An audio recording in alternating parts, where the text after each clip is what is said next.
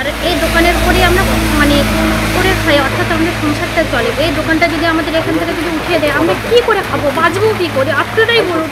আমার দুটার সময় এখন আমি সব বউ, আমি কী করে চলবো? আজকে ওষুধ কিনবো কী করে, কী করবো আপনি বলুন। আইন হলে একটাই হবে, সবার দোকান উঠাতে হবে, শুধু আমাদের একার জন্য না। তো এই নোটিশটা কারা করলো বলে মনে হচ্ছে? পিডব্লিউ থেকে করেছে। শুধু এটা যদি আমরা উঠিয়ে দিই, আমরা কোথায় যাই যাবো? লোকের বাড়ি কি আমরা চুরি করে খাবো না বিক্রি করে খাবো? আপনারাই বলুন। আমাদের সংসার নেই, বাচ্চাদের পড়াশোনা করাতে হয়। আমি এখন প্রেগনেন্ট আছি, আমার ওষুধপতি আছে, আমি এগুলো কী করে চালাবো? আমার স্বামী এখন এই যে এরকম নোটিশের জন্য স্বামী অসুস্থ হয়ে গেছে, আমি কী করে চলবো আপনি বলুন। আমার স্বামী আজকে দোকানে আসতে পারছে না, আমাকে এই অবস্থায় দোকানে আসতে হচ্ছে। কী চাইছেন আপনারা? আমরা এর উন্নত তদন্ত চাই, আর আমরা এখান থেকে কিছুতেই উঠবো না। আমরা এটার উপর করে খাচ্ছি, এখানে আমরা করে খাবো, আমরা খেটে খাচ্ছি, কারো উপর আমরা কোনো কিছু করে খাচ্ছি না। আমরা খেটে খাচ্ছি, খেটে খাবো, আর এখান থেকেই আমরা খাবো, আমরা কোথাও উঠবো না। 7 দিনের সময়সীমা বেঁধে দিয়ে রাতারাতি উচ্ছেদের নোটিশ এবার জাতীয় সড়ক কর্তৃপক্ষের। আতঙ্কে দিশেহারা ব্যবসায়ীরা, কান্নায় ভেঙে পড়লেন অন্তঃসত্ত্বা চা বিক্রেতা। ঘটনাকে ঘিরে তুমুল হুলস্থুলুস পরিস্থিতি তৈরি হয় বালুরঘাট শহর লাগোয়া বড় রঘুনাথপুর এলাকায়। ঘটনা নিয়ে জাতীয় সড়ক কর্তৃপক্ষের বিরুদ্ধে ভুয়ো নোটিশ জারি করার অভিযোগ তুলে সরব হয়েছেন ব্যবসায়ীদের একাংশ।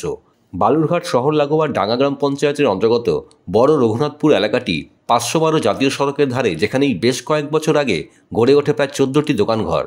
স্বাভাবিকভাবেই জাতীয় সড়কের পাশে থাকা ওই দোকানঘরগুলি জায়গা পূর্ত দপ্তরের অধীনে, যদিও সেখানে ব্যবসা করার জন্য তাদের ট্রেড লাইসেন্স দিয়েছে স্থানীয় পঞ্চায়েত। এমনকি নিয়মিত তারা সেই দোকানগুলিতে ব্যবহৃত বিদ্যুতের জন্য বিলও দিয়ে আসছেন। কিন্তু এরই মধ্যে ওই দোকানগুলোর পেছনে একটি ভবন কেনেন বালুরঘাটের কয়েকজন ব্যবসায়ী, যাদের তরফে সেই ভবনের সামনের জায়গা ফাঁকা করার জন্য তথা দোকানগুলোকে উঠিয়ে দেওয়ার জন্য একটি মামলাও দায়ের করে। বর্তমানে ওই ক্ষুদ্র ব্যবসায়িকরা সেই মামলা চালিয়ে যাচ্ছেন, যেখানে তারা নির্দিষ্ট দিনে কোর্টে গিয়ে হাজিরা দিচ্ছেন বলেও জানিয়েছেন। এরই মধ্যে বিচারাধীন সেই বিষয় পূর্ত দপ্তর থেকে সোমবার দোকান ফাঁকা করার নির্দেশ দেওয়া হয়েছে বলেও তারা অভিযোগ করেন।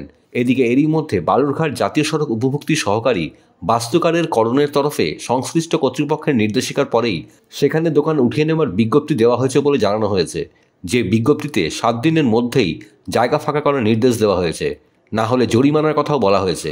যদিও ওই ব্যবসায়িকরা কোনো মতেই সেই জায়গা ছেড়ে উঠবে না বলে হুঁশিয়ারি দিয়েছেন। তাদের দাবি, যদি ওঠাতেই হয় তাহলে জাতীয় সড়কের পাশে যত বেআইনি নির্মাণ রয়েছে সেগুলো ভাঙার দাবি জানিয়েছেন তারা। এটাও ফেক নোটিশ মনে হচ্ছে, কারণ এখানে কোনো স্ট্যাম্প নেই। ঠিক আছে, একটা অফিসার স্ট্যাম্প মারবে, ঠিক আছে, সই করবে, তো কোনো স্ট্যাম্প ট্যাম্প নেই। আপনাদের দোকানগুলো কোথায়? আমাদের দোকানগুলো এই লাইনে আছে। জায়গাটার নাম? জায়গাটা রঘুনাথপুর। আপনাদের কতগুলো দোকান আছে? এখানে 13টার মতন দোকান আছে, 13-14টা। এই করে কি আপনাদের সংসার চলে? হ্যাঁ, এই করেই সংসার চলে। কি সমস্যা হবে আপনাদের উঠিয়ে দিলে আমরা কি করব? কোনো করার কিছু নেই, কি করে খাবো আর কি। মানে এই যে ফেক নোটিশটা করা হয়েছে, এটা কখন করা হলো এবং কারা করলো বলে মনে হচ্ছে? এটা ফেক নোটিশ করা হয়েছে হচ্ছে আমরা যখন কালকে হাজিরা দিতে যাই, ঠিক আছে, সেই টাইমে আমরা হাজিরা দিয়ে ওখান থেকে আসছিলাম, ঠিক আছে, তারপরে এসে দেখি যে দোকানে এরকম নোটিশটা নিয়ে দেওয়া হয়েছে। নোটিশটার কোনো মানে আমাদের নোটিশটা মনে হচ্ছে ফেক নোটিশ। নোটিশের মধ্যে কোনো হলো স্ট্যাম্প মারা নেই, একটা ইনিশিয়াল সিগনেচার শুধু করা আছে।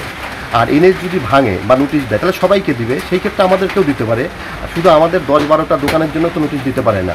হ্যাঁ, সবার নোটিশ দিলে আমাদের কোনো আপত্তি নাই। এনএস আমাদের মনে হচ্ছে এটা শতপ্রণোদিতভাবে একটা আমাদের বিরুদ্ধে রুখছে।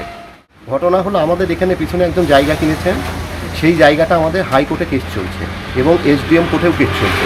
সেই কেসের কোনো রায় এখনও আসেনি। আমাদের ভাঙা হবে না ওনারা জিতবেন জানি না। এই মুহূর্তে শুধু জাস্ট এনএসের কাছে রিপোর্ট চাওয়া হয়েছে, এনএসকে কোনো অর্ডার আসেনি যে ভাঙার জন্য। এনএস যদি ভাঙে, সব রাস্তা ভাঙলে আমাদের কোনো ব্যাপার নাই, আমাদেরকেও সেই ক্ষেত্রে ভাঙতে পারে। শুধু মৌসুমে আমাদের দোকান, আমাদের অপোজিটের দোকান আছে, তাদেরকে ভাঙছে না। মাহিনগর, পরানপুর, বদলপুর বিভিন্ন জায়গায় আছে, সেখানে ভাঙছে না, সেখানে নোটিশ যায়নি। শুধু নোটিশটা স্পেসিফিকই আমাদের কয়েকটা দোকানকেই উনি দিয়েছেন। না, এনএসএ শুধু একবার মৌখিক এমনি আলোচনা হয়েছিল, বাদবাকি আমাদেরকে ওনারা ডাকেননি। এই নোটিশের মাধ্যমে 1 তারিখে উনি ডেকেছে, সেটা আমরা জাস্ট বুঝতে পেরেছি। এই নোটিশ পাওয়ার পর কি আপনারা যোগাযোগ করেছেন কারোর সাথে? না, নোটিশটা পাওয়ার পর আমরা যোগাযোগ করিনি। 1 তারিখে ওনাদের সঙ্গে যোগাযোগ করার পর 1 তারিখে একটা টাইম দিয়েছে, 1 তারিখে আমরা যাব। আপনাদের মনে হচ্ছে এটা ফেক নোটিশ? Fake notice.